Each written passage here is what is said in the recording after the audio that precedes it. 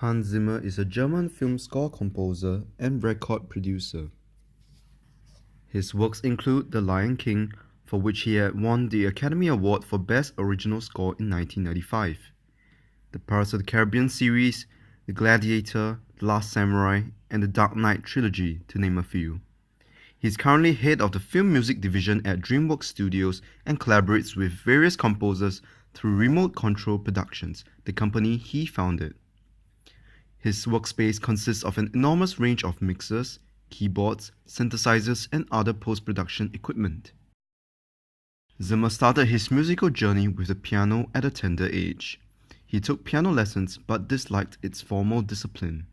In a Reddit Ask Me Anything, or AMA for short, that he held, he stated, "My formal training was 2 weeks of piano lessons. I was thrown out of 8 schools, but I joined a band. I am self-taught.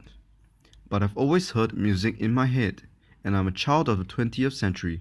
Computers came in very handy." Computers came in very handy indeed.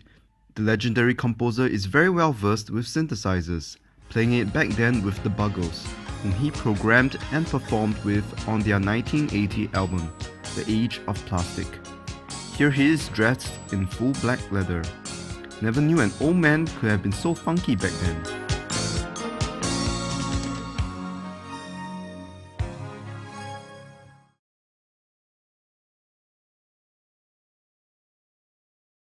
Hans Zimmer's musical style consists of a blend between organic and synthetic musical elements, littered with percussive highlights and an overall aggressive composition. There is a common use of leitmotifs, which are recurrent themes throughout the film that associate with a particular object, person, or scenario. This is very evident in the making of The Dark Knight, where he states in an interview with Christopher Nolan, "It's simple. Kill the Batman."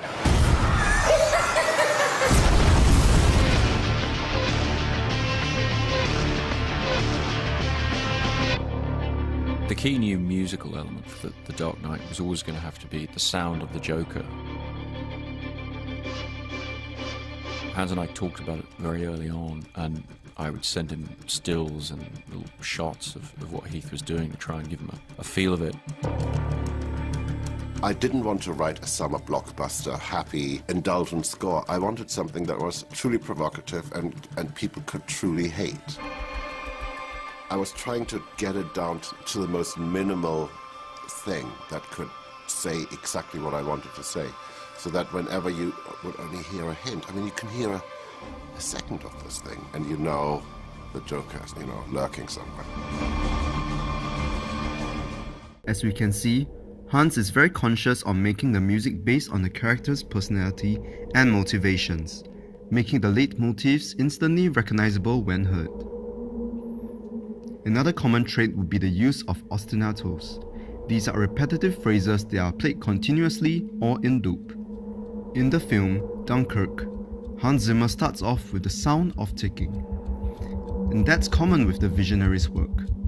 Christopher Nolan had sent a recording of one of his watches with a particularly insistent ticking sound, and they started to build the track around that sound. This can be heard during Interstellar, Sherlock Holmes, but however in Dunkirk, the ticking is encompassed by an overpowering tone of an orchestra that is audibly rising in pitch, but at the same time never really reaching its peak. This makes for a very unsettling experience that leaves you in a state of suspense. Zimmer has thus taken advantage of an auditory illusion called the Shepard tone. By layering 3 octaves of ascending notes, they move up the scale at the same time. The highest pitched octave gets quieter,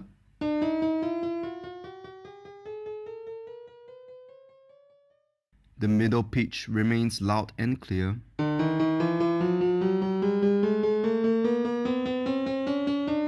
and the low bass pitch gets more and more audible.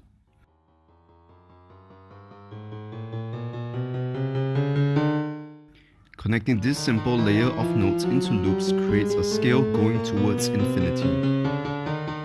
Your brain is tricked into believing that there is a constant ascension of notes, as there are always two octaves rising together in volume. A really creepy variation of this is called a Shepard reset glissando, a continuous repeat of a chromatic scale made up of Shepard tones.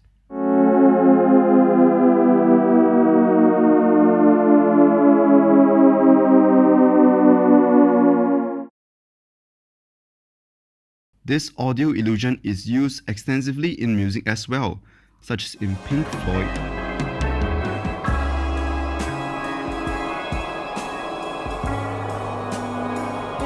and also in Super Mario 64, where you meet an endless flight of staircase. Films are all about creating tension, and Hans Zimmer has perfectly planted that seed of suspense deep within us with his excellent sound design. His clever use of this effect creates a rising tension amongst the audience that carries the screenplay forward.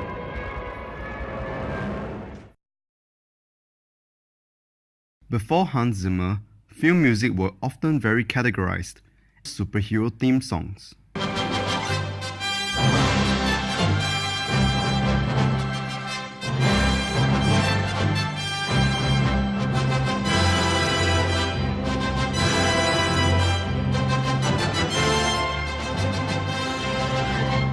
romance movies would do away with piano composition or orchestral pieces.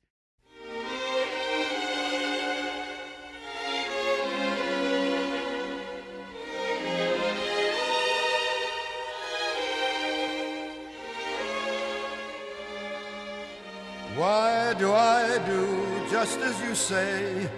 Why must I just give you your way? Why do I sigh? Why don't I try to forget? And the list goes on.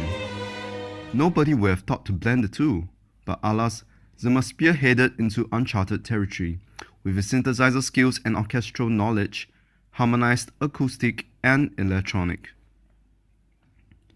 Many highest-grossing films of 2017 have scores that either nod to Hans Zimmer, particularly with Wonder Woman and Pirates of the Caribbean, Dead Men Tell No Tales. Knew a Spaniard named something in Spanish. He's coming for you, Jack. Where's your ship? Your crew?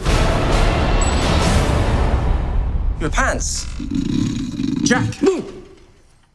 Sound like they might have been composed by him. He has done away with old-fashioned iconic melodies and set the standard for contemporary film music.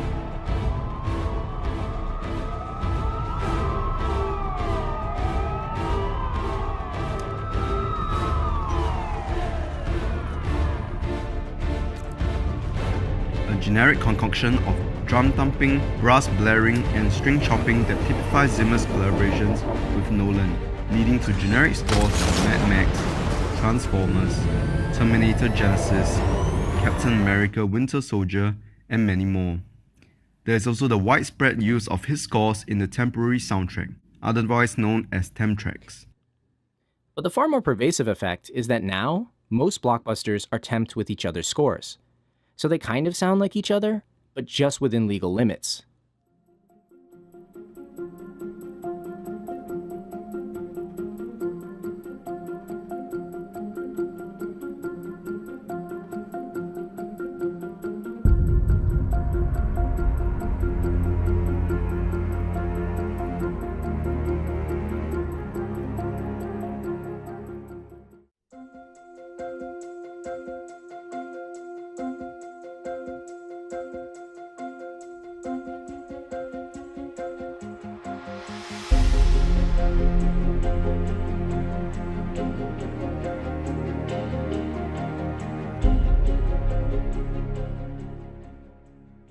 And as the Marvel franchise has become more popular, now other films sound like they were temped with Marvel music.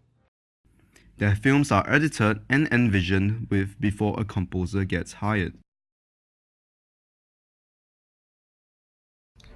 Hans Zimmer has been blamed for his typical loud, bombastic music that has made too much of a ripple effect for modern film scores.